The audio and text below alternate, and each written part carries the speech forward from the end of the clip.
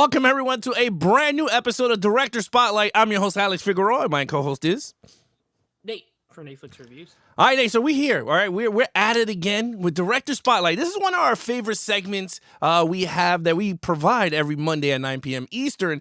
And today we're going to be tackling some Kathryn Bigelow. So we're going to talk a little about her, right? She has some movies from 1981 all the way up to 2017. So we're going to talk about a lot of her work, but I would like to say what's up to everyone that's live with us. So we got Stephanie. It's in the house. James Perez is in the house. We got Turner Fan is in the house.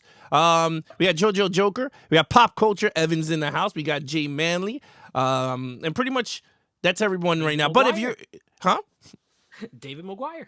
Oh, and David McGuire. I'm sorry, I skipped over David. But again, if you're watching the replay and you could have come in late and everything, well, thank you so much for checking out this live show of the Kathryn Bigelow Director Spotlight. Now, we're going to give you guys our rankings on this movie. We're going to break down each film from 1981, The Loveless, all the way up to Detroit from 2017 with John Bodega.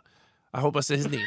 John Bodega. Bodega. Boyega. Boyega. Bodega is pretty good. John Bodega is pretty good. That's what the Spanish people call him. Bodega. Juan Bodega. Yeah, Juan Bodega. No, but then we got Robert's here. We got Robert showed up. Oh, I yeah. don't have to him now. All right, man. Rob, what's up, Rob? Yeah. So again, guys, thank you so much. We got a lot in store, a lot to break down. But before we do, after this live show that we do, a couple of our friends are doing a live comic book talk. We got Turner Fan and then David from 4K Lowdown. They're getting together for the first time. I think there's a new show, right? Comic talk. Yeah, it's the first time. Yeah, I saw it on Turner's thing. Comic book talk or comic. I don't know. They're gonna be talking comic books. So if you guys like comics, when you're done watching us, go over to Turner Fan's channel and watch their video talking about comic books, I guess, and give them a like and subscribe if you don't already. Yeah, they're going to talk about some Marvel and DC and whatever tickles their pickles in the world of comic books. And give us a like. If you're in the chat right now and you didn't click like yet, do that. Yes, no more promoting them, okay? They're in the chat watching us play. Subscribe to us if you're new to the channel. Hit the like button if you enjoyed this video. And, of course, hit those notification bells so every time videos go live, or we go live Mondays at 9 p.m. Eastern with some awesome film discussion, you guys would be welcome. So other than that, let's get right into the show. All right, Nate. So here we go. We're going to talk about a little bit of Kathryn Bigelow. So for those of you out there, she is the first woman to win the Best Director, okay? Oscar for Best Director, the first female to win Best Director. So let's get into some box office numbers with some Kathryn Bigelow's. Because I was very shocked with this. Very shocked. Bring up my stats. Yeah, let's bring up Nate's hard work into the... Take me an hour to do, but it's fun. I like it takes me 2 weeks for the damn show to put together. Here we go. Yeah. So look at this is her worldwide box office, $374.5 million, which I was very stunned and shocked. Highest grossing was Zero Dark 30 with $132.8 million. The lowest grossing is The Weight of Water at $321,279. Now that right there, yeah, think about it. And you know what's funny? Yeah. Now that's the lowest grossing that they had because The Loveless, they had no information. So if it came out theatrically, I don't think it did. I think it played at maybe an old festival or something, and then I don't know. But there's literally no box office information for it. And then this one, The Weight of Water, which when we get to it, we'll talk about it. That is exactly what happened. It played at a festival, TIFF, and then didn't come out in the theater until 2 years later, and it only made $300,000. So it was interesting when I was researching. I was like, what in the? I don't think we've seen one this low. As far as I never see one. It was like $1 million at least. Well, the funny thing is when I was reading this, I felt like I was in The Price is Right. I mean, the retail price goes for $321,271. Normally when I'm doing these so far, what her total worldwide box office for all 10 movies is like what some of these other directors make on one movie, and it's like their fifth best. You know what I mean? Now, this is not a statement on quality because we're going to be reviewing these movies, but it's interesting that her movies don't make huge money, and yet she's an Oscar-winning Best Director. Yeah, I mean, you're absolutely right. And that's the thing that shocked me, right? Because she won it for Zero Dark 30, I believe. She won Best... No, Hurt Locker. No, Hurt Locker. Yeah, Hurt Locker, she won the Best Director. So it's kind of interesting to see the progression from Loveless all the way up to Hurt Locker, but we're going to talk about that in a few. All right, let's check out what the Rotten Tomatoes, the critics, and the audience have to say about her movies altogether. So now, with that said, let's see Nate's hard work at it again. So Nate's calculations says that the average Rotten Tomato critics is 73%. The audience is 66%. The total rated critics is the Hurt Locker at 97%. The lowest rated critics is The Way to Water at 34%. Now, the top rated audience is, again, the Hurt Locker at 84%. And the lowest rated audience is Blue Steel at 36%. Now, I don't know if you have your numbers there in front of you, Nate, but what did they give The Way to Water, the audience? Do you know by heart? Higher? I know it was higher. It was higher than the. It was higher than 34. I want to say it was like in the 40 or 50 range. Okay. But this was interesting because her top movies have really high scores, but then like The Weight of Water was really bad, and it brought down her average quite a bit. Because everything else, if you go to her Rotten Tomatoes page, everybody, because I don't have it off the top of my head, but what I do know for a fact is like 60, besides The Way to Water, like 60 is the low. All her movies are fresh as far as critics are concerned, right? Which is pretty incredible. Audiences, it's a little it fluctuates a little more, which you could tell in the average is 73 versus 66, but 73 is great for someone with only 10 movies. If you have 30 movies, it's easier to get a high score, right? Because if you have some duds, they're counteracted. You only got 10. 73 is pretty good. Yeah, no, it actually is pretty good. Hey, what's up, Jimmy? How you doing? He's at work. He's checking us out. So again, so these are the Rotten Tomato scores. We gave you guys the box office. We're going to get now right into the film discussion. We're going to start it off with the clips. I'm going to give you guys the clips from 1981 all the way up to 1991. Now, one more thing. We forgot. Her films, 10 movies, 14 Academy Award nominations across them. Yeah. That's okay. 14, 7 Academy Award wins total. One Best Director nomination, 1 win. She's the first woman to ever win Best Director. So no matter what, she's in the history books, period. She's the first to do something, which is always great. Yeah, so, okay, guys, so we're going to get right into the review. I'm sorry, I bet I had those stats and I didn't put it up. But, you did, but it's okay. Let's get right into the clips because we have a bunch of clips here. So we're going to give you guys the first clips here. She has 10 films. I'm going to show you guys all the 10 clips. We're going to start off from 1981, The Loveless, all the way up to 1991, which is Point Break. So I'm going to give you guys all the films that are in between there so you guys can enjoy that. And then when we come back, me and Nate are going to go through each of those films and talk a little bit about them, what we liked and disliked. So with that said, enjoy the filmography from 1981 to 1991. Enjoy. You're a bunch of commies. We're going nowhere. Fast.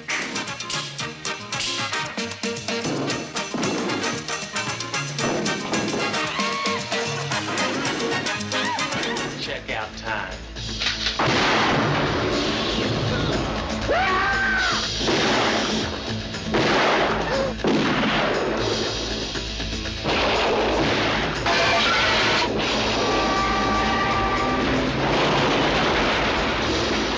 Yourself some time, son.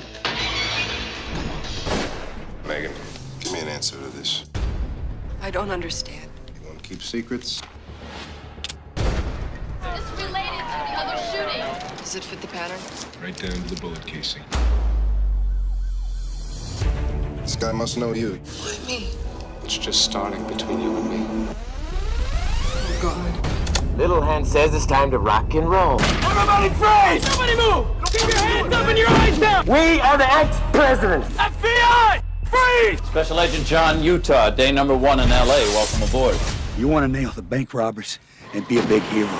Definitely. That's Bodhi. They call him the Bodhisattva. If you want the ultimate, you gotta be willing to pay the ultimate price. All right, so there you have it. That is the film clips from 1981 all the way to 1991. All right, so let's break it down. Let's start it off with The Loveless. Here starting William Dafoe and some other unknown actors that I don't know. So what did you think of it? All right, so this was a first-time watch. 5 of these were first time watch for me. I think like 9 of them were first time watch for you, right? Yeah, that all of them. Except Point Break. All of them but Point Break. Okay, Yeah, so 9 of first them, time yeah. watch for both of us. I'll be honest, this wasn't my favorite. Now, I will say, I could say something positive about every single movie she's done. She's a great director, because even this movie, okay, it's pretty boring. I'll be honest. Nothing happens. Like, you're following this group of motorcycle like guys in the 50s, maybe. Yeah. And Willem Dafoe is one of them, and they pretty much, it's literally like a couple of days in their life. They're on their way down to Daytona, to the track in Daytona, coming to my neck of the woods, coming to Florida to go to the racetrack. That's pretty much it. And stuff happens. Now, I didn't care for it. I thought Willem Dafoe was good. I thought his acting was good. He's a great actor, and you could tell this was really early in his career, and you could already tell like he was going to be a good actor. The aesthetic in this movie is great. Like, she nailed the 50s sort of look of everything. The wardrobe is great, the cars, the music, like everything aesthetically works. There's some really good shots in it. So from a directing standpoint, it's not a bad film at all, but it's just not very entertaining in my opinion. I didn't really like it too much. I would say for a first movie, what this did was, I don't think this is like a first movie that you come right out and it puts you on the map, right? Like, remember we did James Wan, Saw, like right away the guy's on the map. But this is the kind of first movie that when you see their other movies and you go back and watch it, you could be like, okay, you could see the seeds of a talented director who was later gonna make really good movies, if that makes sense. You know what I mean? Like, so the direction is good, but the movie did not care for it, would never watch it again. There's just no plot. Like, it's just stuff happening, and then it ends. Yeah. That's it. Oh, it's short. That's good. So it's only 80 minutes. It doesn't last very long. Not my favorite, but I do want to say some positives. And the directing is good, but it's not a great movie. Well, you know what? I'll let you today go with the positives, and I'll go with the Alexisms. This movie was straight ass. Like, first of all, it had no direction. No, I mean, literally no direction. Like, me and my wife was like, where are we going halfway through this? The characters were interesting, but boring at the same time. Like, I didn't care for none of them at all. I didn't even care where they were going. Yeah, in terms of her first film, was it shot well? Absolutely. Did she do a good job? Absolutely. I think she did a great job.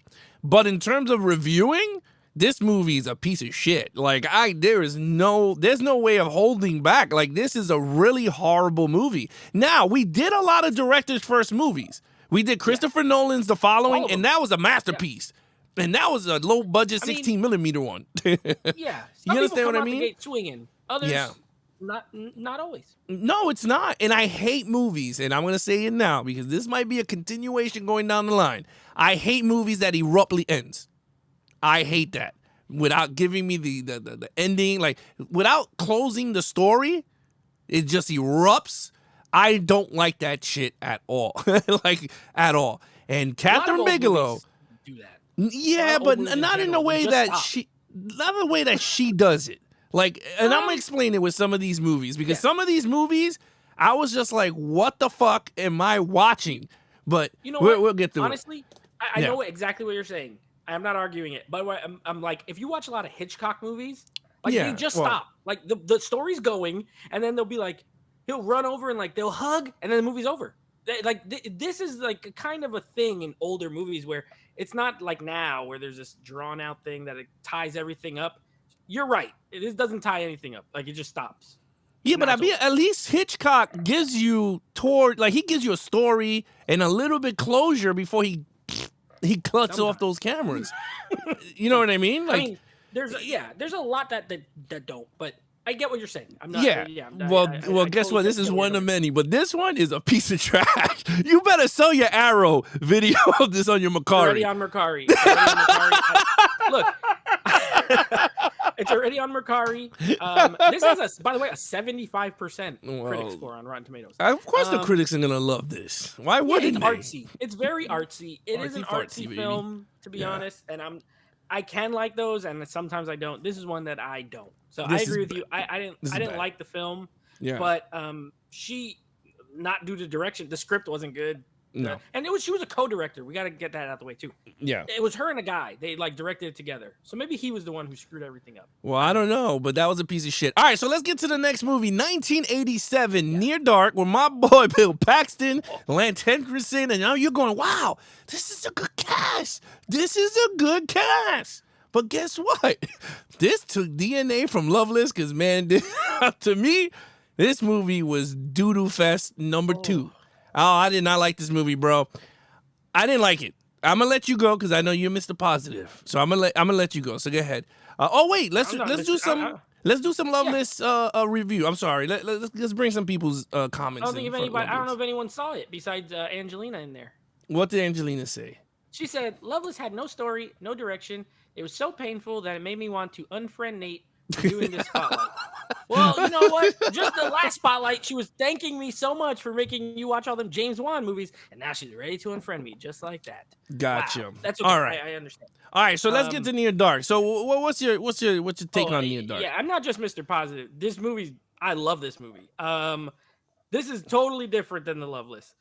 This movie is so this came out the same year as The Lost Boys, I think, 1987. Yeah. And I remember hearing about this a few years ago. As you see behind me, I got the Blu-ray. It's there. I heard about it a few years ago on a website that I used to read. I'm not going to give them a plug or anything, but they were reviewing it, and it was like one of those. It was one of those ones of it was like, you know, like hidden gems or movies that don't get talked about anymore because, you know, anytime you have two movies that come out that are kind of similar in any given year, it's like, you know, one a lot of times gets all the praise. In this case, like The Lost Boys was the big popular one, and the other one is sometimes forgotten. This movie is essentially a vampire movie and a Western like put together pretty much. It totally is. It's a Western and a vampire movie. They're in the deserts. They're in he's riding a horse in a town at the end of the movie in the showdown. Like there's cars because it's not set in the Old West, but it's a Western. And visually, just some really great shots. I love the shot when they're walking up. It's like nighttime and they're walking up that hill and there's like the fog. And then they all just kind of stand there, all the characters in a line. Looks beautiful. Bill Paxton's amazing in this movie. He steals every scene he's in. The scene in the diner, I love, or the bar, I guess, the bar. I love that scene. Such a good, like the tension. And the thing is, like, there's these scenes that they create a lot of tension, but then the music that's playing, it's off-putting because it's like this regular bar music and it's like, and then these people are getting murdered. The dude's getting his throat slashed with the spurs, and I love it. And I love the finale too. I totally love the end of the movie. The weird kid that's like actually really old. Always reminds me of Third Rock from the Sun. Remember that show, Third Rock from the Sun? Where Joseph Gordon-Levitt was actually the oldest one, but he was like trapped in a teenager body. That's like this. Like he's like a kid, but he's actually an adult.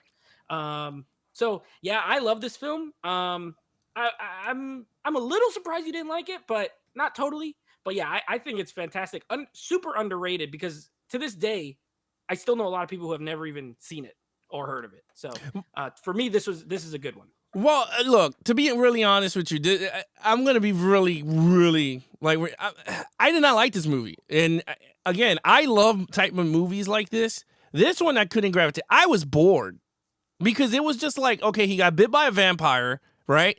And then it was just like, oh, you got to kill. I don't want to kill. And then all of a sudden he's sucking her blood for like 10 minutes. And I'm like, whatever. Okay, get the point. Let's move on. I don't want to kill. Sucks her blood again. And I'm like, oh boy. And then the family's like, well, if he doesn't kill, then we're going to kill him tonight. And then they go to the bar, which I was like, that scene was actually entertaining. It was pretty cool. I do like the shootouts and whatever. Like all those scenes, even leading up to the end is pretty cool. I was like, all right, that's cool. But my thing is, it was just a storyline. Like I didn't care for the dude. Like at the end, I'm like, okay, so basically you could do blood transfusion and you're not a vampire no more. So I was like, that's kind of new. I was like, who who thought of that? To just get new fresh blood and you could walk amongst everybody. Like, so I don't know. I didn't like it as much.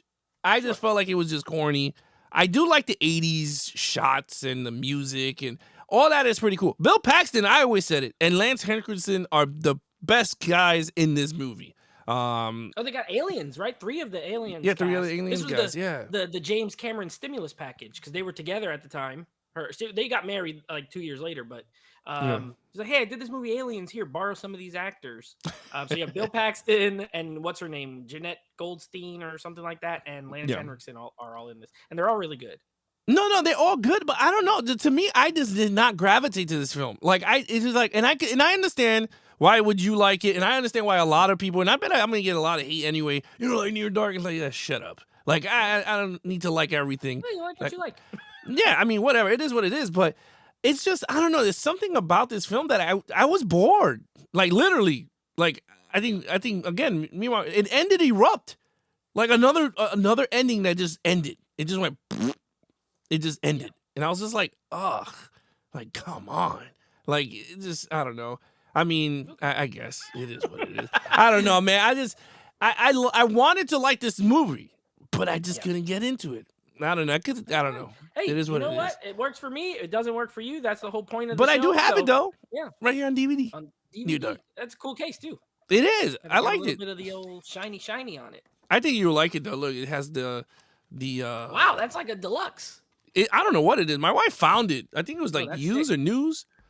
Yeah, I have the Blu-ray, and the cover art is awful. It's just that. That is like I mean, mad this part is Twilight, cool. bro. This part down here. That looks Well, Twilight. see, that, so you got to remember this Blu-ray. So this Blu-ray came out when Twilight was coming out, and they were trying to cash in on the vampire, because it's a vampire love story as well, really, right? Like they fall in love, she turns him, he doesn't want to murder people, like he didn't ask to be turned, by the way, she just does it. No, yeah, she did it. She nipped him. Yeah, She went, so it has that element, and so that's what they did with the cover. I specifically remember it was like a thing. They were like, oh, they're putting this image that it's not really the movie. So you're right. The Twilight's a good call, because this came out around that same time. That Blu-ray, which is now super out of print, is like $50. I think the DVDs are out of print. So Kathryn, by the way, can we just talk about really quick? Kathryn Bigelow's movies are hard to get. These studios need to. Yeah, they gotta figure shit out, because I paid a lot of money for this shit, and half of it I hate. This was the most expensive director spotlight I think that we ever I've did. had to do so far. Yeah. I had to watch 3 movies on DVD, which I never want to do again, by the way. And it's horrible. DVD. It's not that Especially, bad. like, I watched one of the DVDs and then watched Zero Dark 30 on 4K right after. I nearly threw up. Which one did you see? I'm not watching any more DVDs. I saw Strange Days on DVD, and then after, I got that on Blu-ray. That was good. That I watched it on DVD, and then I watched Zero Dark 30, and I was like, oh, baby, this 4K is real.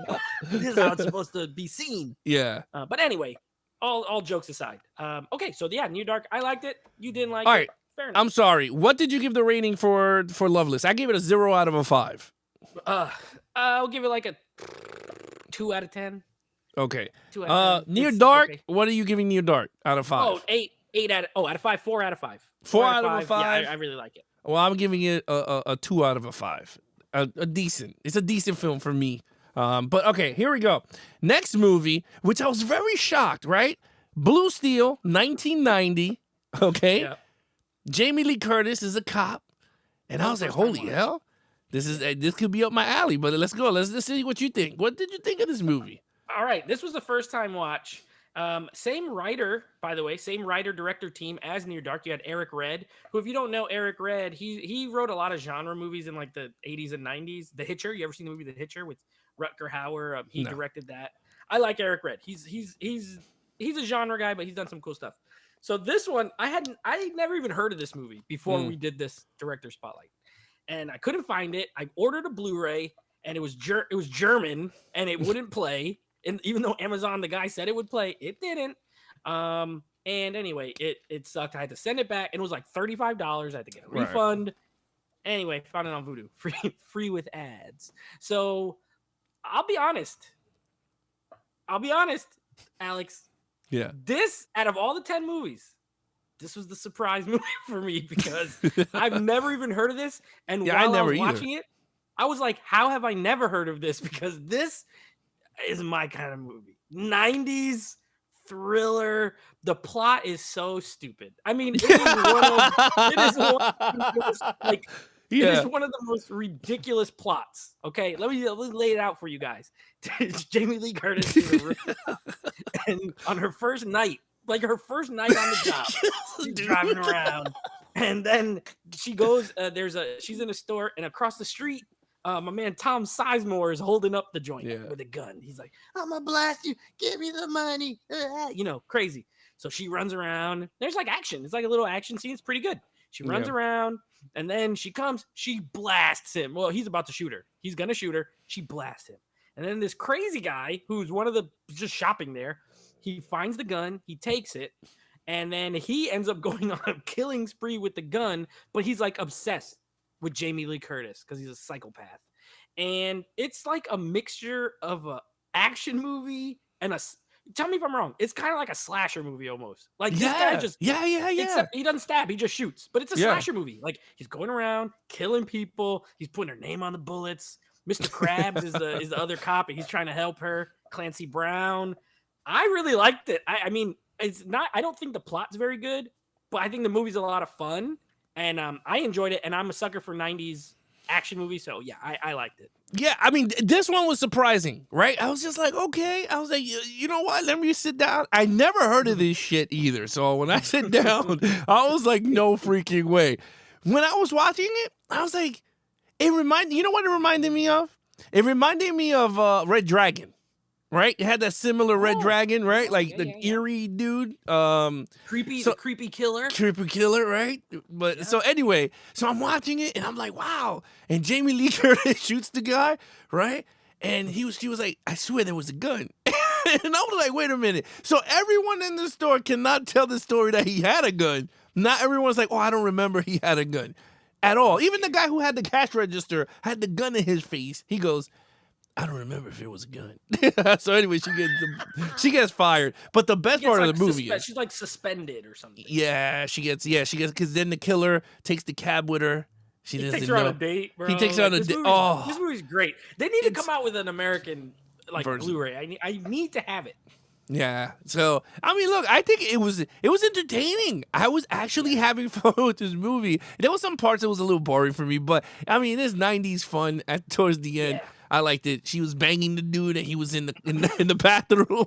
That was my favorite part. He was in the apartment that whole time, and nobody ever had to go to the bathroom. No one had to pee.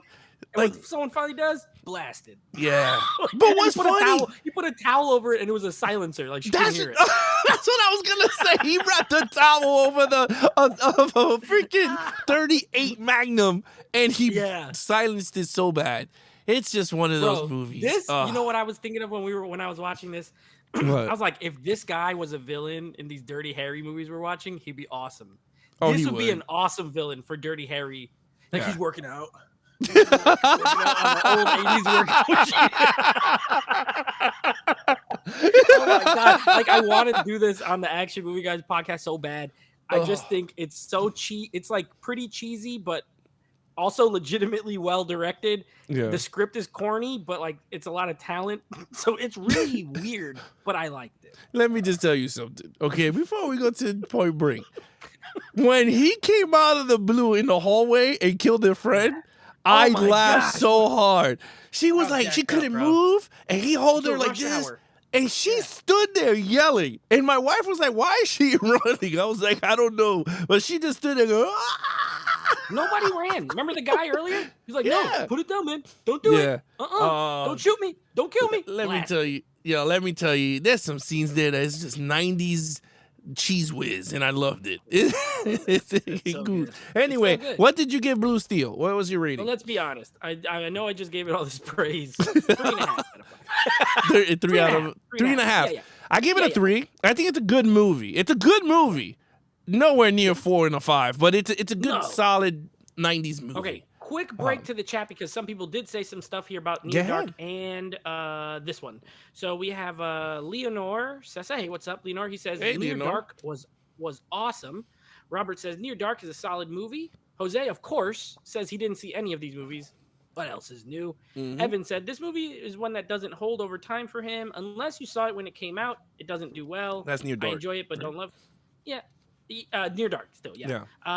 Jay hasn't seen either of the two that we've talked about so far. Robert tells him, "Come on, Jay. Mika is here. What's up, Mika? Hey, I Mika. have that Near Dark. She has the Near Dark Blu-ray as well. She loves the movie. Okay, 3 out of 5 for Evan for Near Dark. Robert gives it a 4. And then Blue Steel. This is Mika. Blue Steel is a great film. Ron Silver gives a chilling performance. Evan says Blue Steel is awesome. I'm thinking I think of Striking Distance with Bruce Willis when I watch it. Okay, that's a nice comp. I thought of like 15 other movies, and they were all ones that I pretty much like. Robert says Blue Steel is very well shot. Jay says Blue Steel. I enjoyed this movie. Great flick.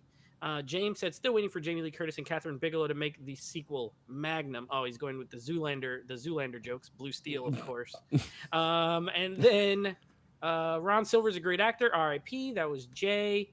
James said, I remember when this movie, I remember this one when it came out when I was a kid. I saw it, but I don't remember much about it. Okay, really old movies. Harrison is here. What's up, Harrison? Hey, Harrison. What's up, everyone just popping in? Can't stay for long. I need to go see more of her movies. See you next week. Okay, you will. He'll be on the show next week, by the way. Angelina says, this movie really was slasher-like. He got shot so many times and kept getting, this is a slasher movie with, that's action. Robert gives this a 4 as well. And then Ron Silver made a great villain. Ron Silver gone too soon. 16. Everybody. Okay, that was it. So now we can move on. All right, so here we go. The next movie, okay, on the list, which, of course, I mean, everyone knows this movie. I mean, who the hell does not know Point Break, right? Starring my son Gavin. He does kind of look like He like does. the young Keanu Reeves. The young Keanu Reeves. So, all right, Point Break. Look, there's nothing we could talk about with Point Break. Rewatching this movie, it's funny. I don't own it, so I had to. I rented it, and it had like an HD quality version, which is really stunning the way it looked. Yeah, But anyway, Blu-ray looked bank good, robbery yeah. movie, heist movie. Kathryn Bigelow knocked it out the park with these two juggernauts on the screen. Yeah, I like this movie a lot. Now, this is going to be the one that I think is kind of cliche. Like, everyone likes Point Break. Okay, we get it. Point Break. It's good. I don't think it's an amazing movie. I think it's a good early 90s action film. It's probably better overall than Blue Steel. Like it's a less cheesy movie, but it's still cheesy. Like, come on. The plot of this movie is that Keanu Reeves is a former football player who also went to law school and is only 25 and now works for the FBI. And he gets put on this case of these bank robbers. They're called the ex-presidents, I think. Yeah, the ex-presidents. Something like that. Yep. Former president, ex-presidents. And he has to find out who they are. And then, of course, Gary Busey's in this, so you know he's a little crazy. And Gary Busey's like, I got a crazy theory. They're surfers. And he's like, what? They're surfers. So essentially, Keanu Reeves has to become a surfer, get in with the surf crowd with Bodhi, that's Patrick Swayze, and turns out they're the robbers. And this movie is the same as Fast and Furious. This pretty much inspired Fast and Furious. It's the same storyline. This did it first. So Fast and Furious is the copycat, not this one. Yeah. But I'm just saying, it's the same plot. It's good. Keanu Reeves, I don't think he reached his full potential yet as an actor. Like, he's so-so. But Patrick Swayze, bro, he got the swag in this movie. Patrick Swayze is the reason to watch this movie. He's awesome. Yeah, awesome. no, I And agree. The action scenes are good. Yeah. Oh, yeah. I mean, he's 100%. I mean, if you're going to compare it to Fast and the Furious, he's 100 times better than Vin Diesel. Bodhi Yeah. over Dom. Bodhi over Dom all day. Yeah. And the action scenes are pretty gritty. Like, the movie's rated R. This is not a PG-13. Like, I love the house scene with Anthony Kiedis from Red Hot Chili Peppers when they raid the house and they're shooting everybody up. And the naked lady from the shower fights him and beats up Keanu Reeves. She's like, pff, pff, kicks him in the face. Hilarious.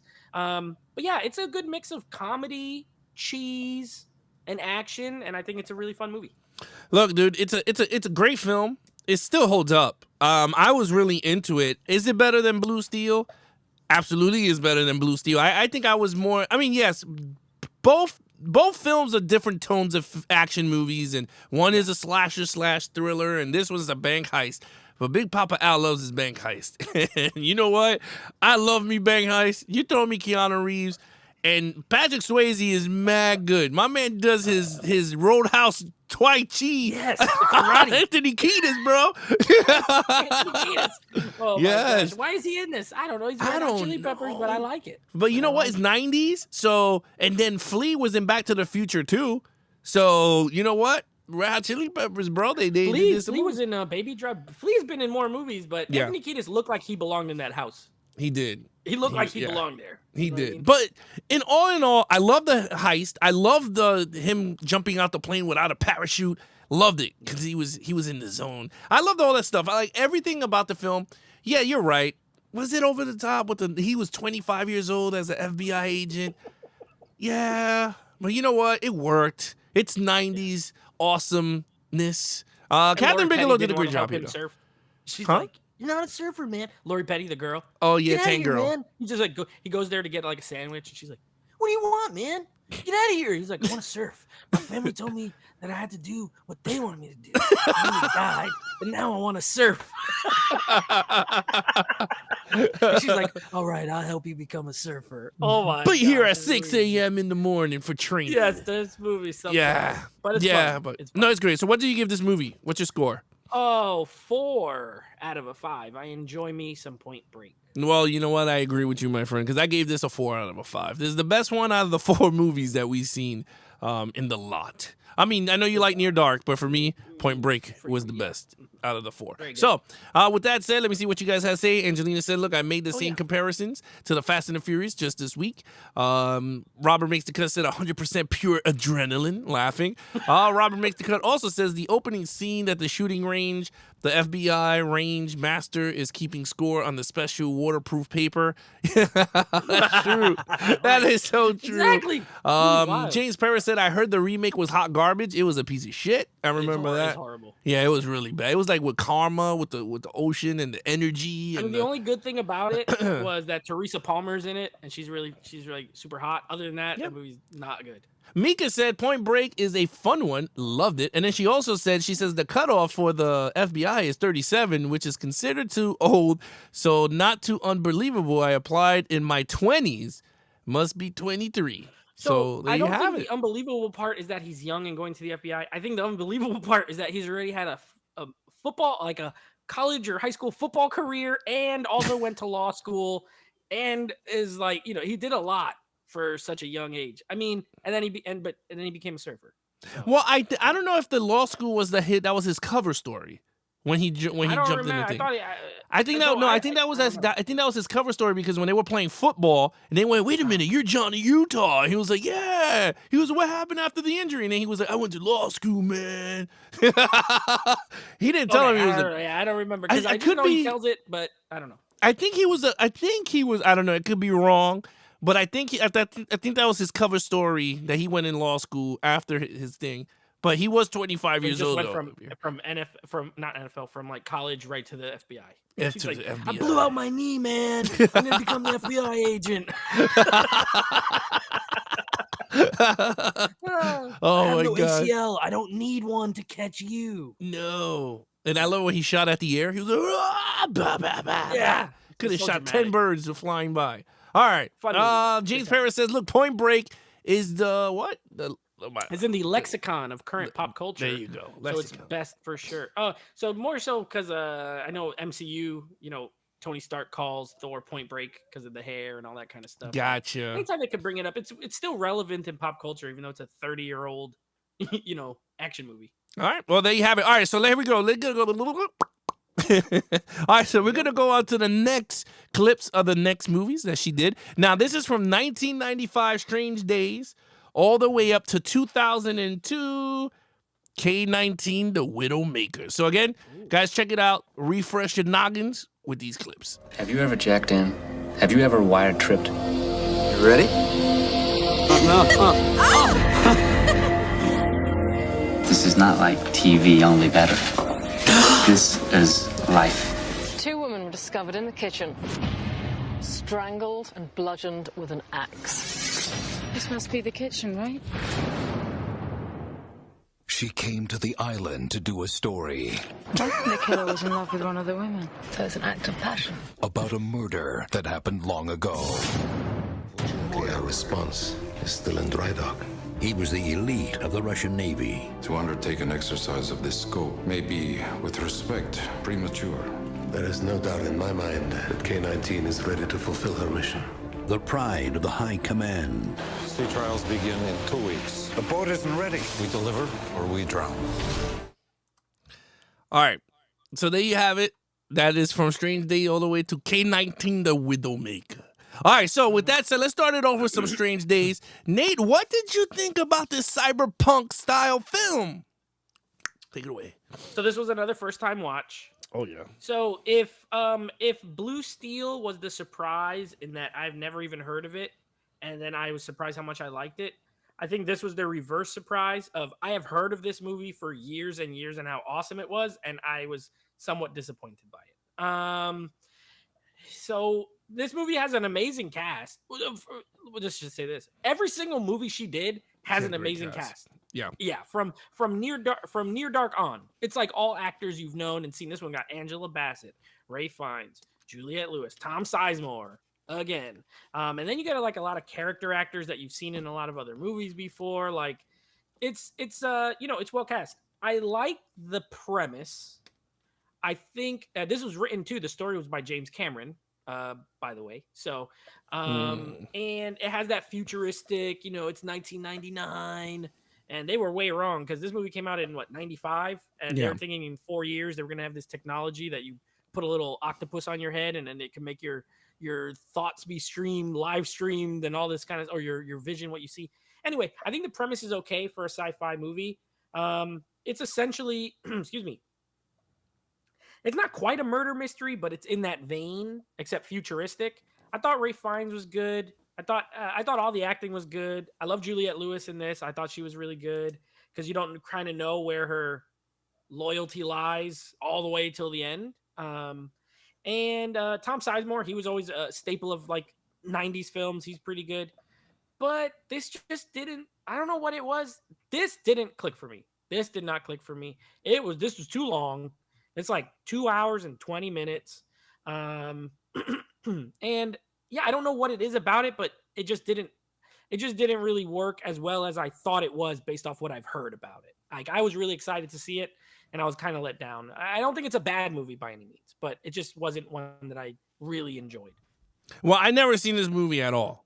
So when I popped it in, I was like, what is this Strange Days? All right, so I popped it in, put it in, and I said, oh, mama! I like this movie. It was up in my alley. It was like, oh, you know what? Cyberpunk. I played the video game, so it was very up in that with the head thing, and you could do whatever you want to do. I liked it. I thought it was really cool. I liked the premise. I love that whole murder mystery within Cyberpunk. I thought it was cool. I love Angela Bassett. I keep saying it, and we always talk about it. She is my Storm if I was a director for X-Men. She will always be my Storm. Great. First cast. Yeah. She would be my Storm. Ray Fiennes, let me just tell you, man, that dude is freaking awesome. Oh my God, he's great. Couldn't he look like he looks like my man Gambit, bro? If you would have gave him especially in that poster you got, he looks like Gambit, bro. I was like, you hook him up, he would have been my man Remy LeBeau, or whatever his name is. Juliette Lewis could have played Rogue. My man Patricia Arquette. Again, let me tell you, she was good too. I liked her. Was it Jerry? Juliette Lewis. Yes. Juliette Lewis. Yeah, she's only 22 in this movie. She was really good. She was really good. Look, I like the premise. I thought it was really good. I do agree with you on a lot of stuff. This was a long movie for this type of storyline. I think if they would have cut a lot of these scenes out and ironed it out, this movie would have been so over the... I would have gave this thing a flat 5 so fast. But what did you give the rating? What is your rating for this one? This one for me is a 2.5. I was a 5 out of 10 in my brain. Like I like half of the stuff in the movie, and I didn't really jive well with half. I will say again, though, I do think the direction is really good. I like the first person stuff, like the action scene in the beginning where it's all from the view, like the whole robbery scene. Yeah. Great. Like there's some great stuff and ideas, but on the whole, I didn't love the execution overall. Yeah, look, I gave this a 3 out of 5. I think this is a solid movie, but a little bit too long for anybody that wants to sit down and watch it. But other than that, it's a solid murder mystery, cyberpunk style. I think it worked very well. Yeah. All right, next on the list, this now stars Elizabeth Hurling, Sean Penn in a little movie called The Weight of Water from 2000. Yeah. She was a Sean photographer. Penn, Sarah Polley. You got Syrian Hines, Elizabeth Hurley, Josh Lucas. Again, just crazy good cast. Even the smaller actors are like solid. So this was a first time watch. Not only first time watch, like Blue Steel. I never even heard of this movie. I didn't even know what this was. Clearly, no one saw it. It made $300,000 when we were at the top of the show. All right, I'll be honest with you. This was like Strange Days to me in that I liked certain elements of this and I disliked certain elements. For one, the acting across the board is great. It's really, really good. Like if you watch movies and you like to watch like good acting, even if the story doesn't work, at least there's something, right? The acting was great. Visually, it's great. The problem is I thought half of this movie worked pretty well and the other half didn't work as well for me. I thought the modern day scenes, I didn't love them. I actually like the old stuff better. Like when they're in when they first landed in America. The flashbacks. And yeah. I liked all the flashback stuff. Like the girl, it was kind of like the subject matter is pretty out there. Strong. Like the girl, and she had like an affair with her brother when they were teenagers, and then she was forced to get married, and she's in a miserable marriage, and she can't have kids, and then she's accusing this other guy of murder. Like I thought the old stuff was really intriguing, and then when it would go to the modern times, it's like this lady's writing a book about it, and they're on a boat, and she thinks Sean Penn might be having an affair, but they don't really say if he is or isn't. You really could look at it either way. I don't know. It just felt like there was something boiling underneath the whole time, but it never like surfaced. So it was not my favorite. I liked it better than the Loveless. I mean, we're not doing the rankings yet, but that's my spoiler alert. But that's about it. It didn't work. And again, long. Why are all these movies are so dang long? Very long. I do agree with you. This is not a strong movie. It's very boring. I agree with you. The older parts of the film was really good. I think what the movie was trying to tell you that was mirroring each other in terms of storyline wise. I do understand what you mean. I think it was trying to do that whole mirror shit, but it didn't work well because they were on a boat for the whole fucking movie. That good. Yeah, it didn't, like I'm like, what am I supposed to be seeing here that is the same as what I'm seeing here? And I didn't get it. Yeah, Kathryn Bigelow, and I understand we're gonna get into her popular films and all this. Her movies are sometimes you're going, what am I watching? There was a lot of moments that I was going, what am I watching? Loveless was the same thing. I was like, why am I watching this? What is the point? The same thing with Weight of Water. I was halfway going, why am I watching this and what is the point? I do understand the whole strong tone that they were giving you. Towards the ending, I'm not going to lie. I enjoyed the movie towards the ending because everything started to wrap up. And I was like, thank God we're getting to the point of the film. Again, for those of you out there, it's a very strong subject matter the film is trying to portray. But it was poorly executed. So with that said, I gave this movie a 2 out of 5. It's a decent film. It could have been better if they took away the modern take and just kept it with the flashbacks. Nate, what did you rate this movie? I'm same as you, 2. This was a 2 for me. It's not abysmal. I didn't find it to be like a absolutely terrible, horrible movie. It's definitely on the weaker end, though. And it was the lowest, when we saw the Rotten Tomato scores, it had the lowest one. So, yeah. It's just, the flashback stuff was cool. The modern day stuff, not as cool. All right, so here we go. This movie here now, K-19, The Widowmaker, stars Liam Neeson and, of course, Harrison Ford. All right, so I'll go with this one first. Yeah, you go. I had problems with this movie. I like movies like this. I love the Red Hut of the freaking the Red Hut for October. I like those type of movies, the thriller, the suspense, and all this blah blah blah blah blah. This movie, the problem that I had throughout the whole freaking movie, and the movie was not horrible. Kathryn Bigelow shot this shit very well for a female, and not because she's a female or whatever. I think her imagination to tell this story was amazing. I told my wife, I said, this shit is really good. The problem that I have with this movie, and I don't know if Nate is going to agree with me or not, you have Liam Neeson, Harrison Ford acting like fucking Russians, and they're talking American throughout the whole movie because they can't keep their accents. They're strong. Very, very light Russian accent. Very light. It's very light. And it threw me off the movie the minute. Like, my wife was laughing because throughout the whole movie, I was like, oh, he's back to English. She goes, what are you doing?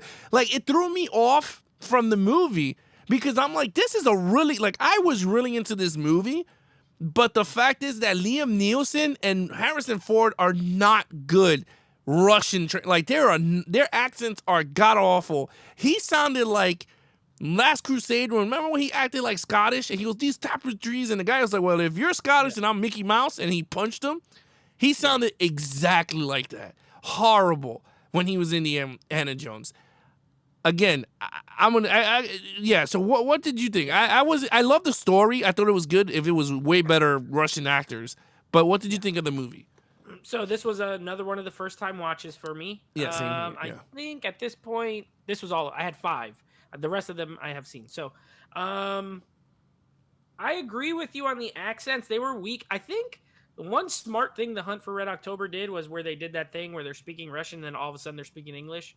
So you could just talk with, like, they did not make Sean Connery change his accent, but you just know in the context of the movie he's speaking Russian. You know what I mean? So, like, it works. And they should have done something like that here, where it goes from Russian, or have you ever seen the movie Valkyrie with Tom Cruise? Same thing. They're speaking like German or something, and then all of a sudden it's English. And now you could just let the actors act without having to worry about an accent, and you know they're speaking, you know, another language. The Russian accents were pretty weak. Now the performances were good. Oh yeah. Besides that, yeah, I thought Harrison Ford was good. I thought Liam Neeson was good. Here's my problem with this movie.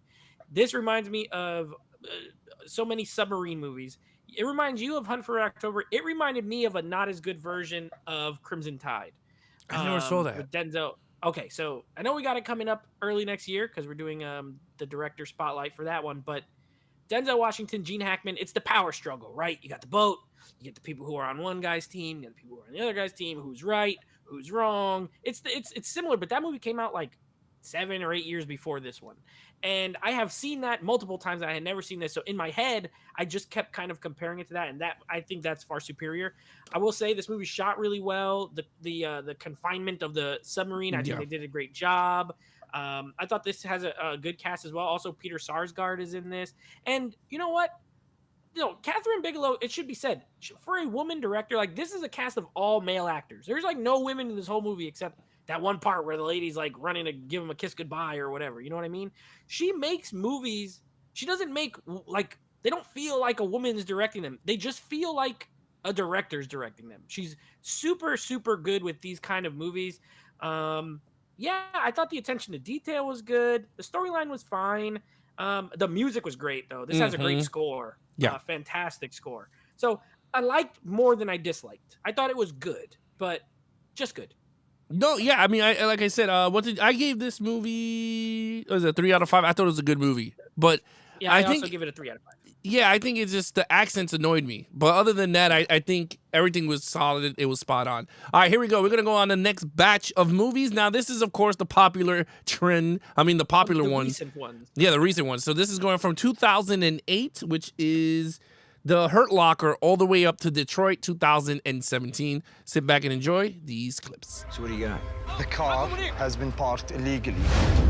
The suspension is sagging. There's definitely something heavy in the trunk. Interesting. What's he doing? I'm gonna die. I wanna die comfortable. I want to make something absolutely clear. If you thought there was some working group coming to the rescue, well, I want you to know that you're wrong. This is it. Oh, everything is fine. No trouble here. I'll sleep when they stop riding. Hey, fellas, I'm going to that grocery store across the street. I come bearing gifts. Thank you. You got any sugar? Nah, don't push your man. It's a war zone out there. They're destroying the city. All right. So there you have it. So this is her strongest point going to like the modern, to present time. So Hurt Locker, 2008, Jeremy Renner, a lot of Anthony Mackie. I saw Guy Pearce is in the movie for a little bit. Guy Pearce, also Ray Fiennes is in this Ray movie. Fiennes is in. Yeah. So, okay. This is the first time everything through here. I never seen none of these movies. This is the first time watch for all these movies. I'm gonna let Nate go first because I know you went to all the theaters going on for all these movies. So go ahead, give it to me. This one's funny. You're not gonna believe this. I saw this in 2008 in the movie theater. That's not the part you're not gonna believe. The part you're not gonna believe is I did not like this movie when I saw it in 2008. I went to see it because it was getting all the buzz, right? And this is when I was getting into like, the Oscars and like the popular movies, like not popular, like the kind of Academy Award and the more prestigious and well-reviewed stuff. And I went and I saw it and I was like, I don't like this movie. I really didn't like it. I have not watched it since then until now for this review.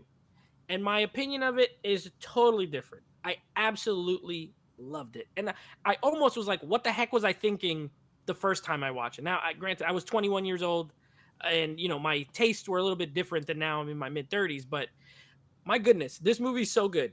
Jeremy Renner is fantastic in the lead role. He gives a great performance. I think he won the Oscar for this movie for that role. Like he was great, or he was at least nominated. Anthony Mackie's really good as well. And you're right, like those little Guy Pearce is only in one scene, but he's great. He adds some weight to it. Ralph Fiennes is in one scene, but he's really good. I'm glad you grouped these three together because not only are they her most modern, they all have the most in common as far as the shooting style. This is where she started to go to that more gritty, almost like handheld, right in your face. It's like you're there. Whereas the other ones felt more like movies. These felt like documentaries almost, like you're just watching this stuff unfold in front of you. And the performances are great. The tension, suspenseful throughout. So many scenes where you're just like, oh my gosh, like this guy's going to blow up. Someone's going to blow up. Someone's going to get shot. No one's safe. And I love that about it. I thought the movie is fantastic. And I have no idea what 21-year-old me was thinking. Yeah, look, this was the first time watch. You know me, I'm not big into army films and all that stuff. So watching this movie, it was entertaining. It was entertaining. I was like, wow, he's a loose cannon. I was trying to understand the story, like where are we going with this? Because the movie didn't start off with him. It started off with Anthony Mackie, and then it went to Guy Pearce, and then all of a sudden Jeremy Renner comes in, and now we're following that character for 60-something days or 37 days of his deployment. Yeah. I was entertained. I was like, okay, this is actually pretty cool. All the scenes with the bombs that you see there and all that, I was really on the edge. I was like, wow, this is really well shot when they were stuck in the desert and they sniping with the 50 calibers. Suspenseful. Yeah, very suspense. I liked it. I was like, wow, this is actually shot very, very well. And you're right. She took the modern take of like the Bourne movies and threw it into these type of films. I liked it. I thought it was really good. Again, I brought it on 4K because I was like, we needed to get these things, so I had to buy all this stuff. It looks great, too. For that looks style amazing. Of film, it looks really, really good. Yeah, and it sounded amazing, too. I enjoyed it. I really enjoyed it. I thought it was a good movie. Now what did you give this out of a 5? This is going to be a 5er for me. I loved it. I thought it was great. I think it's her right up there with the best work that she's done. So it's a 5 out of 5 for me. Yeah, look, for me, I don't want people to go crazy on me now. I gave this a 3 out of a 5. I thought it was a good movie. But you're not into war films, yeah, I'm not. So that's fine. Yeah, yeah. Okay. I'm not. I own it. I have it right here. The Hurt Locker. Yeah. I brought it in a 4K Steelbook. I enjoyed it. I thought it was, like I said, it was a really solid movie. I thought it was really good. Would I watch it again in a few years? I would put it back on and watch it on. But like I said, it's a good solid film. I thought it was good. And I love the struggle that he had when he came back home and he's talking to his wife. Yeah, that's the whole thing. And the whole that beginning part with the war is a drug. Yeah. He's like addicted to that he can't even buy cereal. Buying cereal's harder for him than like cutting bomb wires. That's like crazy. Yeah, no. It was actually pretty good. It was great. All right, here we go. The next movie here. Oh, Lord. Zero Dark Freaking 30. All right, this was the first time watch for me. I know the story because I kept up with the whole actual events of all this stuff because I always liked that whole stuff with Obama and all the chasing the FBI and all that crap. I like those type of things. So in terms of the movie, this is the first time you watching this type of film. But anyway, you saw this in the theater. What was your reaction when you saw this in the theater? Loved it. I loved it when I saw it in the theater. And I thought it was great. I loved the performances. Again, I mean, this might be the best cast, honestly. Jessica Chastain, you got Jason Clarke, you got James Gandolfini, rest in peace. You know, you got what is this? Jeremy Strong, who's now like becoming. You had some guy like Chris Pratt before he really blew up. Joel Edgerton before he blew up. Mark Strong. Mark Strong is in this. Also, like the other two of the other grunt soldier guys, the Navy SEALs. Frank Grillo is one of them. Mike Coulter is one of them. Like every single guy that this reminded me of Black Hawk Down. Every single person who comes on screen, you're like, oh, I know that. I know that person from something. You know what I mean? So let's get that out of the way. Jessica Chastain rules in this movie. She's one of my favorite actresses, like working today, period. And I thought her performance was great. She's strong. She early on with the torture scenes, you could tell it's a little much for her, but as the time passes, you see how hardened she becomes through the whole thing. And she's just a pit bull. Absolutely loved her performance. I thought I'm interested. I love these kind of stories. So I like the whole realistic feel of it, trying to capture Bin Laden. It can get a little confusing sometimes with the names, like who's who and what's what and what they're looking for and what's going on. But another one that really, the whole movie is so suspenseful. Like literally they're just going to dinner at that hotel and like a bomb goes off. Like you never feel safe when you're watching it, because at any time a bomb's going to go off or someone's going to get shot or whatever. And I love the raid at the end on the Bin Laden home, or the fortress or whatever. I thought it was great. I love this movie. It's right up there as I think Hurt Locker and this, to me, are kind of her masterpieces. So I love this movie. Yeah, so again, like I would say, this is the first time me watching this movie, but I know the history of what this movie was based off of. So like when she went to the cool thing what this movie did, it gave you the locations of the actual events. So the minute I saw her going to the hotel, I was like, oh, the hotel's going to blow up. I already knew it was going to happen. I just didn't know when it was going to happen. Even the same thing with the suicide bomber. I already knew that was going to happen before it actually happened. So my wife was kind of shocked because I was like, well, I followed the story, so I kind of knew the events of this thing happening. My only concern was it was way too long for me. Way too long of a film. I mean, it was long to get from point A to point B. 2.5 hours. Yeah, it was 2.5 hours. I was like, yo, this is way too long. But it was good. She did a great job with the entire cast. Leading up to the Osama bin Laden raid, I thought that was pretty cool. My only gripe, again, it just ends. And I said, Jesus Christ, just give me text of what happened. Like, what happened after they captured? What happened? He died. What? Well, no, because they threw his body into I believe they threw his body into the ocean. But I just wanted to know what happened to her. Or what happened with her? Did she go back to Langley and work from America from then on? Or that's true. I can see that. Yeah, because it was just like she got on the plane and all of a sudden they closed and it was like Jessica Chastain as this girl and then Mark Strong as this guy.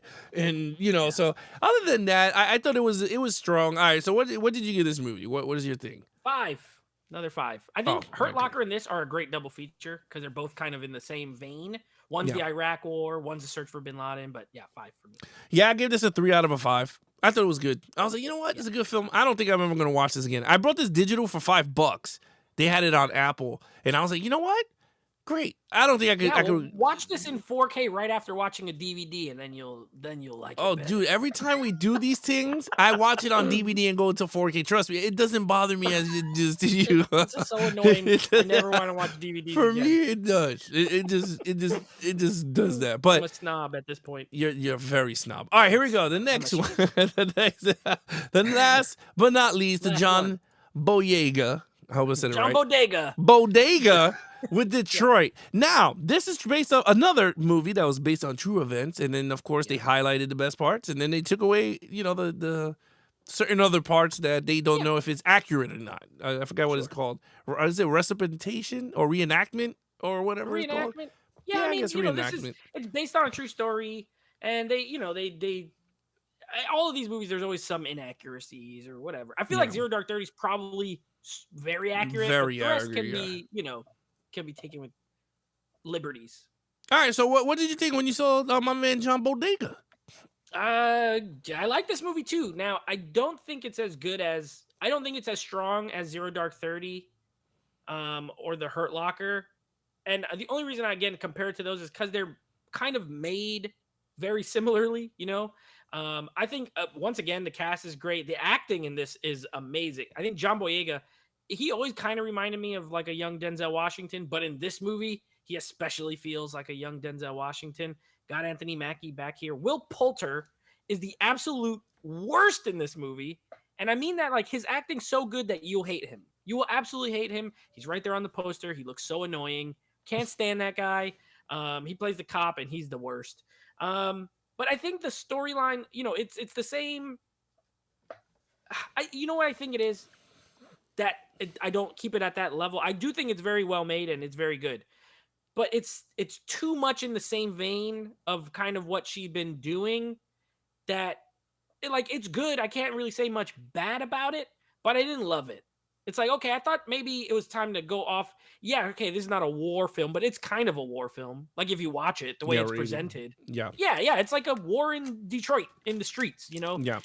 Instead of Iraq, that's all. So, other than that though, I think it's well shot, it's well acted, looks great, great performances, great cast, but something about it, there's a little bit of a disconnect for me. I do like it, but I don't love it. I agree with you. I was not into. First of all, the history and everything, it happened. It was sad, and they're trying to show it so people could relive it again and tell you the story, whatever. Very unfortunate events that happened with this. With that said, in terms of the movie itself, I was not engaged as much. I felt like the performances was great. I was all up in it. I was like, wow, this is cool. But then the shit got boring. And I was just like, what the hell is happening? And one thing happened, I don't know if you agree with me. There's a scene in this movie where they're in the hotel. They're there for 30, 40 minutes of the same shit. Where's the gun? And if you don't get the gun, we're going to do this. And then I was like, holy crap. And then another 20 minutes passed. And it was like, where's the gun? If you don't find me the gun, stuff is going to happen. Yeah. No one's leaving until there's a gun. Now that's 30 minutes in. And I was like, yo, this is boring and it's dragging out. Like, for me, it dragged out. Yeah. That scene was so dragged out. Like, I got the point of what you were doing, but it just, to me, it felt very dragged out. Again, those scenes were very strong and powerful. If they could have just condensed it up a bit, I would have been like, this is actually pretty cool. Other than that, again, another movie. 2 hours and 23 minutes. Way too long. Very long. It was way too long. It could have been an hour 45. I would be like, you know what? This is a really good movie. It was way too long for this type of story. Leading to the end, I thought the ending was very impactful. It was very great. They gave you the history of the characters in, again, text, like I said, for Zero Dark 30 they should have done. She did it with Detroit. I thought it worked very well. Other than that, yeah, I didn't care much for this movie at all. I don't think I'm going to revisit it ever again. But I agree with you. I think she should have did another project, like another movie. Like, just do a movie. Get away from the base and true stories. She always sneaks action scenes into all these movies. Like, just do a straight action movie, like Point Break again. She's good though with action. When the army was shooting into the room, I was like, what the hell? I was like, all her shots look very well. The SEAL team scene in Zero Dark 30 is amazingly done. The whole everything about it, blowing up the doors, the tactical stuff, and now Hurt Locker has some really good action scenes too. Like, she's great at action, great. But, you know, she also likes to tell stories, and she comes from an art background. So visually, storytelling, things like that are all, you know, very much in her wheelhouse. What did you give Detroit? This one I gave a 3 out of 5. I think it's good. But just something about it where I agree with you. It drags a bit at parts. It's tense, but it's not tense throughout like some of the other movies, and some of those parts could have been trimmed. So 3 for me. Yeah, I agree. I gave it a 3 out of 5. I think it could have been better, but it is what it is. Some people might enjoy it, might like it, but to me, it's just draggy. But other than that, all right. So that's that. All right. So let's get right into the rankings. Okay. So here we go. We do something here on our director spotlight where we rank all these movies pretty quick. So I have all the lists already. Nate, all has to do is just let me know what his number 11 is. I don't have them, so I'm gonna do it live. There's only 10 movies. There's not 11. There's No, always no, no, no. you always have 11. Yeah. I always Yeah, have yeah. a look. I gotta make the graphic for 10, and I think that was for James Wan, right? Or someone. Oh, Nolan maybe. No, Nolan. One of them had 11. Yeah. Yeah. Okay, my number 10. I think this is pretty obvious. It's probably your number 10 as well. It's gonna be The Loveless. This movie Loveless. was. I will never watch it again. And if you are interested in seeing it, go to my Mercari page. You can buy it from me. I will accept whatever offer you make. It's I just don't never want to watch it again. So The Loveless is my number 10. All right, here we go. Boop. Loveless. All right. For me, it's going to be. Oh man, I thought I did this. All right, here we go. No, for me, number 10. I freaking totally agree with you. Is Loveless. That movie was a piece of shit. It was just not good. I mean, I understand what she was trying to do, but it wasn't good. So number 11. Number 10 is Loveless. All right, so what is your number 9? My number 9 is gonna be The Weight of Water.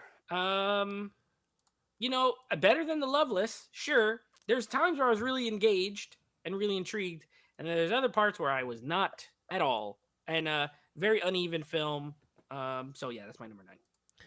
All right, for me, number 9. Oh wait, what did I do? Oops. Number 9, I am actually gonna agree with you. Weight of Water is a piece of crap. That is not a good movie at all. I mean, it had potential, but it fell flat on his face. Yeah. All right, what is your number 8? Well, it made $300,000 at the box office worldwide, so that's pretty good. My number 8. This was surprising because I thought this would be higher when I got started this, and then it's not. My number 8 is actually going to be Strange Days. Honestly, from 8 up, like I enjoyed the movies for the most part, but Strange Days just for some reason didn't click for me the way I hoped it did. So that's my number 8. Oh, sorry, hit the wrong one. That's mine. My number 8 will be. Oh yeah, I have to go with this. There was like no way. It had potential, great actors in the movie. I thought it would have been really awesome, but you know what? Those stupid Russian accents killed it for me. So number 8 is the K-19 Widowmaker, bro. I couldn't. All right, your number 7. All right, my number 7 is going to be your number 8, K-19 the Widowmaker. Not terrible, but just didn't move me much. Kept reminding me of other movies that I liked better. So yeah, that's my number 7. All right, here we go. My number 7 is going to be, I know a movie that's going to be really high up on yours, but not on mine. Near Dark. That's my number 7. The vampire chick flick with your cover. Twilight. With your Twilight edition. All right, what's your number 6? Looks like Barbara Streisand, by the way. Why does she look like Barbara Streisand? I don't understand.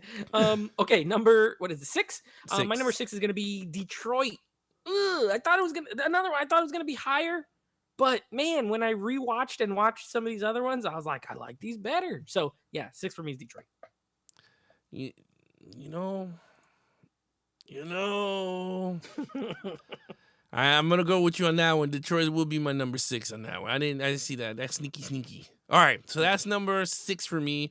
All right, you're number 5. Okay, from here up, to me, bangers. Like I will watch any of these movies any day. I really liked all of them. I'm gonna go with Blue Steel at number 5. This movie's crazy. It's pretty crazy. I cannot believe still that I never heard of it, but I now love it. I wish that German Blu-ray worked because I would have kept it. But yeah, it's great. I agree. I need an American Blu-ray release or something. Come on, like Arrow Video or here we go. All right, this is where it's gonna get tricky too because I could go tricky. You know what? I'm gonna go with this one. I know a lot of people will be like, "What? You gotta be crazy, man. You gotta be crazy." And I'm gonna be like, "Yeah, I'm crazy." Are you crazy? Zero Dark 30. Zero Dark 30 is my number 5. I like everything the way she shot it. I think the storyline, again, it's based on true stories and everything. Really good. But Zero Dark 30 is my number 5. Never gonna see it again, but it's my number 5. What's your number 4, Nate? Oh, my number 4 is gonna be Point Break. Point Break is a good action movie, a lot of fun. A lot of cheese, some bad acting from Keanu, but some good acting from Patrick Swayze. So yeah, Point Break is my number 4. I like it. I think it's a great 90s action film. Oh, all right. Wow, Point Break, bro. Mm-hmm. Oh man. All right. Let me see here. Okay, here we go. My number 4 stars a little sexy Jimmy Lee Curtis, and I'm gonna give her some blue steel. Remember when she arrests her dad? Oh my! Because of domestic violence? Yeah. Oh my god. She said, "Why shouldn't I take you in?" He said, "Sometimes I get mad." Oh Jesus! What a crazy movie! It is crazy. All right, you're number 3. Now this is top 3. This is the big kahunas. This is it. Number 3, I'm going with Barbra Streisand. Near Dark. I love Near Dark. I think Barbra Streisand's really good in it. No, she's not in it, but she's in this on this cover. Yeah, Near Dark is great. Great vampire movie. To me, better than The Lost Boys. For me, for my sensibilities. So yeah, that's my number 3. My number 3 is a shocker because this is Nate's number 8, and it's Strange Days. I really like this cyberpunk murder mystery type of film. It was really good. I liked it. I enjoyed it. Again, it was a little bit too lengthy, but it was actually really good. All right, Nate, what is your number 2? Yeah, and where's Tony? He's Mr. Cyberpunk. He probably will love Strange Days. Oh, yeah, It's he like might. right up his alley. My number 2, this was hard. Flip a coin. Honestly, it could go either way. I put Zero Dark 30 as my number 2. I thought it was great. I gave 2 of these movies a 5, so I had to put one at 1 and one at 2. I'll go with Zero Dark 30 as number 2. All right, so mine is kind of interesting, but I'm gonna go with my man Hawkeye. I like this movie because of Hawkeye. I give it to my man the Hurt Locker. I think I like the explosions and all the craziness. I thought it was really good. I was like, wow. Yeah. Especially the scene intense with the whole with the car. That was crazy. Okay. What is your number? When the dude like drove up and he's holding the gun out, that scene with the car? Or No, the scene that when he looks at the back and he just took off everything and he he starts just taking off his stuff. Yeah, and then he just starts dismantling the entire car, and I was like, this thing could just trigger at any time. Well, if I'm gonna die, at least I'm gonna be comfortable. But that's true. If it blows up, you ain't gonna live even with that suit on. So that's true. Good for him. Yeah, Hurt Locker is my number 1. A stunning turn of events. I thought it was gonna be in the bottom because I remember not loving it, but changed my mind. I think it's fantastic. Interesting. Well, look, my number 1. Oh man, Patrick Swayze and Keanu Reeves. That's her best movie, bro. I know. People are gonna go with the new shit like Zero Dark 30 and the Hurt Locker, but overall, she won an Oscar this is her best. This is her best movie. I know she won Best Director with the other ones, but I'm just saying is if you really look at it, this is her best overall movie. This is the best one. I'm just saying, this is the best one. You got Patrick Swayze looking good with his WCW hairdo. For real. He like had one of the Rock and Roll Express. He looked like that. Was it Diamond Dallas Page? The Diamond Cutter. The Diamond Cutter. He's like, woo! Self high five. Yes. And then you got, of course, sexy Keanu Reeves, very young. His acting is so bad. I can't say it's her best because there's so much cheese in it. Like I do love it. But it's so cheese. But I mean, you can say his acting never changed, bro. He's much better in like John Wick and The Matrix. Well, John Wick, he doesn't talk much. And when he does, he talks like Point Break. He's better in Speed. He talks exactly like this in Speed. Yeah, but he's better. His tone of voice is the same because that's how he talks. You're so killing me right now. His performance is better. Well, anyway, look, I love Speed. Speed is. We all love Speed. I'm not arguing with you. We love Speed. I mean, but anyway, okay. We do love some Speed. We do love some Speed. That was like our episode 5. So we do Jan de Bont director spotlight. All 5 of his movies. Twister, Speed, 2, Twister, Speed. We'll just keep doing those all the way down. All the way down. 10 episodes of back-to-back Speed and Twister. So there you have it. That is our list here. Okay. Let me see what you guys think. on your list. I Yeah, want to see what you guys people are have giving there. us their list. So let's go. Let me go up. Yeah. All right, I'm gonna stop some Detroit. Stephanie said, I've only seen the Hurt Locker once or twice. I wasn't a huge fan of it. I'll have to check it out again at some point. James said, I like Zero Dark 30 better than the Hurt Locker, but both are great. Mika said she loved Jessica Chastain. Robert says, the Navy SEALs, they give their targets a double tap. RIP to the targets. Yes, absolutely. Stephanie said, yes, it's long, but it's good. I think she was talking about Zero Dark 30 there. Jay said, I've seen Detroit. I felt angry after watching that movie. Felt like she really made her point, but I do agree it did run a little too long, and there are some parts that were not needed. And then makeup one. Robert says his number 7. He's only seen 7 of the movies. His number 7 was K-19.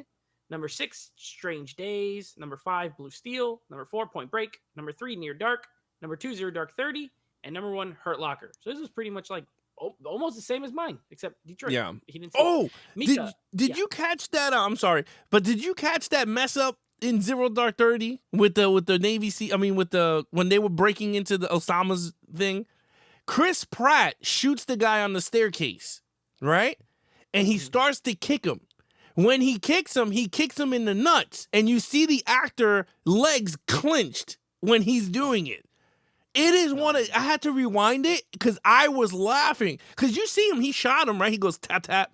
He falls on the floor. He taps him again, right? He shoots him. And then he starts to kick him to see he moves.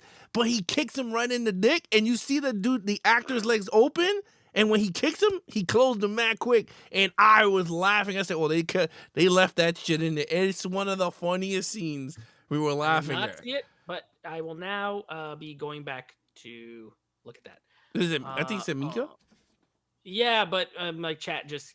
Mika's top 5 is Zero Dark 30, Near Dark, Hurt Locker, Point Break, and Blue Steel. That's her list. And then of course Pop Culture Evan said, who? Oh, Evan. Yeah, Evan said, I missed the Hurt Locker talk, but I am going to say it was boring and I really didn't like it. Boring. Oh, interesting.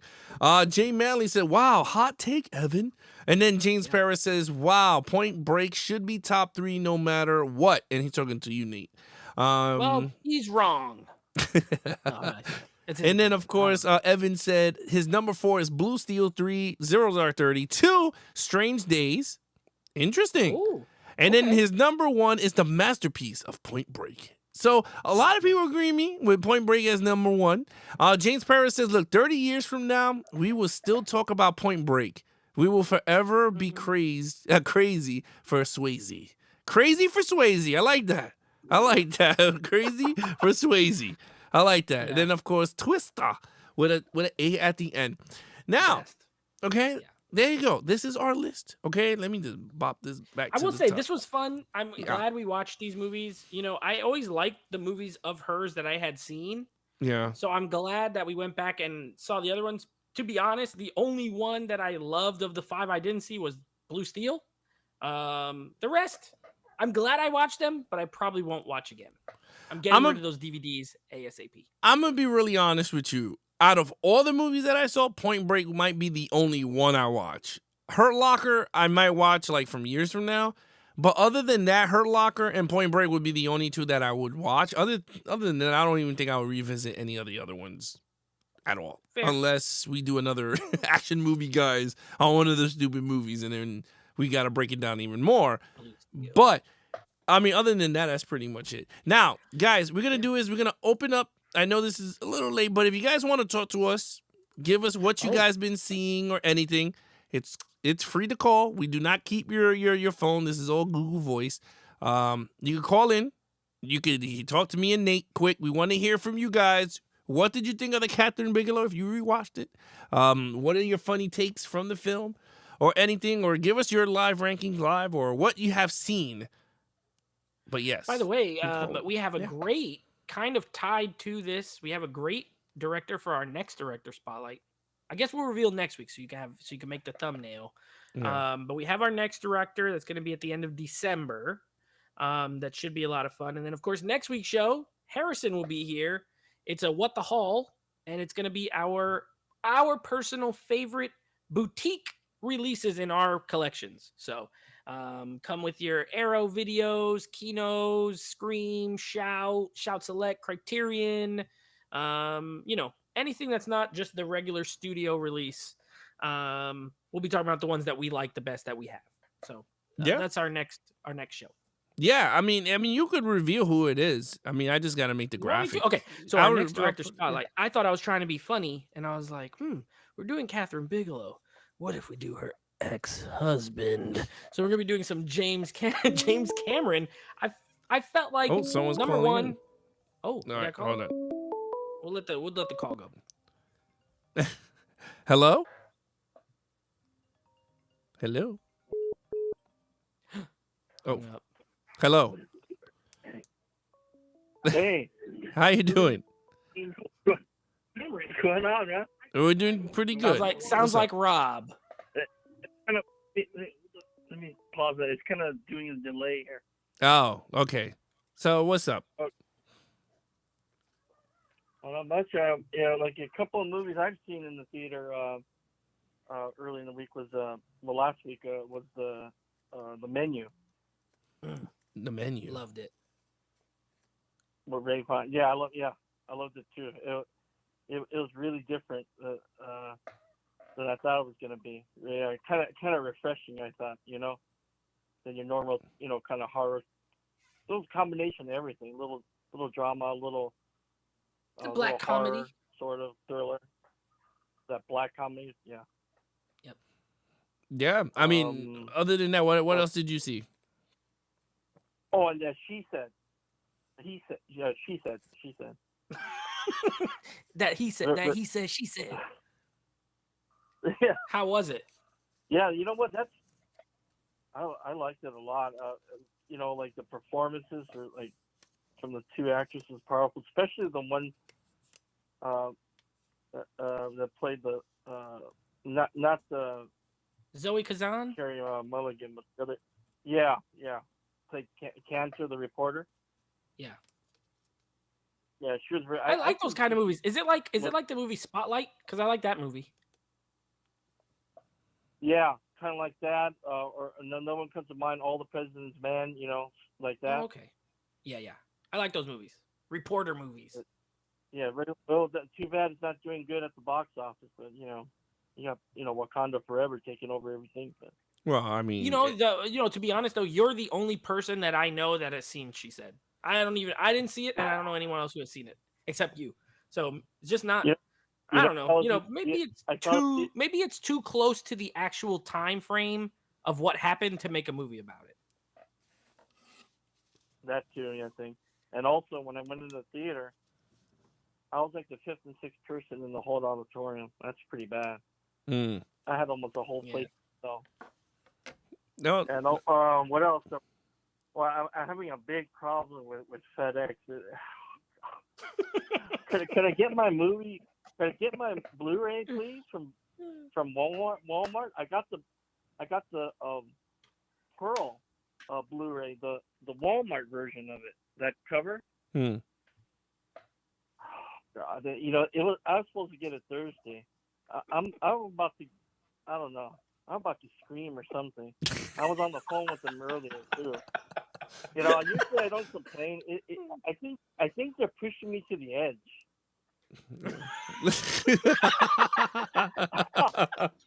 I think they're pushing me to the edge. Oh my God! Well, over a Blu-ray. Yeah, don't go crazy, Rob. Don't go nuts. Calm down. Oh, okay. No, I'm like, so they go like this. They, on my app, it says customer not available, business closed, and I called over there, some Asian for the accent, and not making fun of them, but I go, well, it's closed. I go, no, it's not. It's an apartment complex, bro. I go, so and I go like this. So what do you guys do? I mean, it's gonna be. Well, we can't call you. We don't have we can't give our drivers an access code because that's personal information. For personal information, you guys have my address, man. Oh well, they cannot call like that, sir. And I go, you know what I seen? You guys are going to the back gate where there's no intercom. You're gonna sit there all freaking night. Then you guys turn away. Don't go in the front. That's Rob, what's why don't going you on. just go? Why don't you just go to Walmart and get one, and then cancel that order? I tried going to Walmart. They didn't have it. There's such a long pause. I don't know if he was thinking I thought about you it. say like, "Oh, that's a good idea." That's a great idea, Nate. You know that that screaming. You know that scene in like Hangover when Ed Helms is just screaming. That's what I feel like doing. Ah! You know. He's close to the edge. Well, Robert, Can an Asian guy get his Blu-ray or what? I don't know. I mean, you're gonna have to call Walmart and figure out. No, I called them. So I redirected the shipment to go to my local Walgreens. I can't win. Guess what they said today? What? They said due to operational delay, they couldn't send it out there. But you know what? I got my that doesn't make any sense. I got my raw deal 4K from Zavi via FedEx delivered to my doorstep. Mm. Oh, Well, Rob, somebody's lying. Thanks for calling in onto the complaint line tonight. We'll make sure we share your feedback with FedEx. Yes. Hopefully they're listening. I'm sorry. Bastards. That was funny. Don't be sorry. That was hilarious. No. You shouldn't be sorry. That's good. That's good. I'm glad you were able to vent. Yes. Thank you so much, Rob, for calling in. Okay. Talk to you guys later. All right. All right, man. Yeah, so they have her. That's That's Robert makes the cut. FedEx is pushing him to the edge. Oh my man! gosh. All That right. was dramatic. Well, I mean that's the call. But again, We'll do one more. another. Oh, hold on. All right. That's it. Hello. Good evening. That's Jay. I knew it, dude. I knew it was gonna be Jay. It's gonna be Jay. Once Rob, There's a 100% chance it's gonna be Jay. It's your favorite patron. It's a favorite blank man. How you doing, buddy? Hey, I'm doing good. How about you guys? We're doing great. How are you feeling? I know you have that cold and you went to the stuff. I'm You starting have that to feel cold and you better. went to that stuff. It's still in me, but Oh, it's still in you? Oh, that's... I'm doing much better though. All right. So what do you got for us, Jay? I was going to ask you, have you seen? Actually, I'll start off this. We saw 3 movies with the collaboration between Peter Berg and Mark Wahlberg. I just recently saw this movie on Netflix called Mile 22. Have you seen that movie? No, I have not seen it. Nate? I have seen it. It's horrible. I like it. You didn't like it? No, it was terrible. No, it was my least favorite Peter Berg / Mark Wahlberg meetup. I thought it was terrible. Wow. I'm sorry. You just hurt that dude's heart. I like it. Yeah, I thought it was awful, but to each his own. To each his own. Yeah, I'll check it out. I just wrote it down here. Mile 22. I never got Mile to see 22. It's like an action movie, but you'll see. There's something about it. It just lacks something. And Ronda Rousey's in it, so it's automatic. Oh, I already know you hate it. You hate Ronda. Yeah, I mean, and it has what's her name in it? The character from The Walking Dead, the actress from Walking Dead, is in it too. I can't get her name off the top of my head right now, but she's in it. I enjoyed it. I think it's and the Marshall Eco. That's it. Robert's dropping it in there. Am I saying his name right? Yeah, you got his name right. You said it right. Yeah. It's really good. It's a good adrenaline rush movie, in my opinion. A lot of great action. I would recommend checking that out. And I was going to say, and Robert, if you have trouble shipping stuff, just ship it to me. I'm sure it won't have a hard time finding my address. Oh my God. Ship it to Jay, and maybe he'll keep it, or maybe he'll send it to you. He'll send it back to you. But other than that, Jade, you got one more Yeah. stuff to say before we wrap it up? Oh no, I think I'm good. I just want to say hello to you guys and had a great show tonight. Great show. Good thank you, reviews sir. on the movies. Thank you so much. I dropped my list in the chat there. We'll see you, and we'll see you Can't wait to tomorrow. see the at next director cut. podcast. Absolutely. The Can't next wait to review the movies tomorrow. Yes, we'll reveal those movies at the end of the show. But other than that, thank you so much, Jay, for calling in. Yes, Jay. Feel better. All right. Thank you. Thanks for having me. All righty. All right, so that was Jay Manley. Let me just close this out. All right, so here we go. This is we'll end the show right here. But so with that said, so James Cameron is going to be I don't understand why your feed wasn't Yes, he was. showing. What happened was he was already in place as our final one for the year. The funny part was I picked Kathryn Bigelow because they used to be married, and also we wanted to do a woman director. So yeah, that was like a funny twist. But only 8 movies from James Cameron. So I think I can name them off the top without looking at the list. You have Piranha 2, Terminator, The Abyss, Terminator 2, Titanic, True Lies, Avatar, and I'm missing one. Anyway, look, this is the order is in Piranha What did I 2, miss? The Terminator, Aliens, Aliens! The That's Abyss, the one. So mad. Terminator 2, True Lies, Titanic, and Avatar. So that's going to be our next director spotlight is James Cameron. Please, guys, if you guys can, who the hell have not seen James Cameron movies? Any of those movies. Yeah, I think Maybe I've seen Piranha all. 2. Yeah, the only one I didn't see is Piranha 2. Other than that, I've seen everything else. But I'm gonna rewatch them anyway, just to get a refresh on it. And but yeah, other than that, that's pretty much it. James Cameron, I'll make the graphics. I'll put it up everything tomorrow. Other than that, for Action Movie Guys, our podcast that you could take on the go, listen to me and Nate break down some favorite action movie franchises and solo action movies. We're gonna finish off the Dirty Harry series with The Deadpool, and then of course we're gonna do some Haywire with Gina Carano, starring there with Antonio Banderas, and there's like a bunch of good. It's a really Tatum. Channing And Tatum. Ewan McGregor, Michael Fassbender. Yeah. Michael Douglas is in that movie. Yeah, it's a too. lot of cast members, but we're going to be breaking down this week on the Action Movie Guys podcast. You could listen to us on the Apple podcast, Spotify. I even opened us up for iHeartRadio, so I don't know if we're there yet, but we're on iHeart.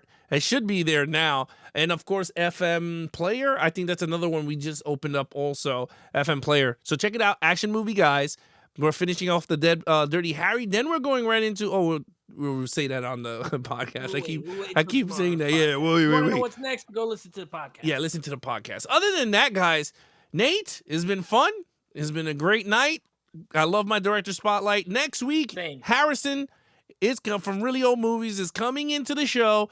We are going to be doing What the Hall boutique labels. We're going to give you guys our favorite boutique labels, our 6 favorite boutique labels next week on Monday. I can't wait for that. Other than that, guys, happy Thanksgiving to everybody. Yes. Yes. See your family. Be thankful. You're all alive. You know, life can always be better, but you're alive. You woke up this morning. Be grateful. Have a nice meal. Eat a lot of food. Spend time with your family. If you don't have any family, go with some friends. Crash their Thanksgiving like I do every year. And just be grateful that you're here. Yeah, look, other than that, guys, look, again, happy Thanksgiving to everybody from Kyle Daly. He just joined us. Evan, happy Thanksgiving. Robert Makes the Cut, happy Thanksgiving. We're going to be all talking to those guys on the Patreon page. Yeah. Ralph, he's going to be going live Wednesday at 8. I think he said there, Horror Files on Latinos in Horror Part 2. That is his show.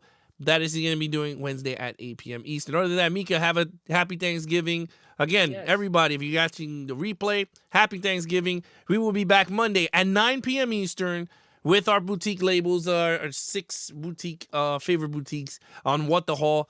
Other than that, I'm your host, Alex Figueroa, and that is Nate from Netflix Reviews.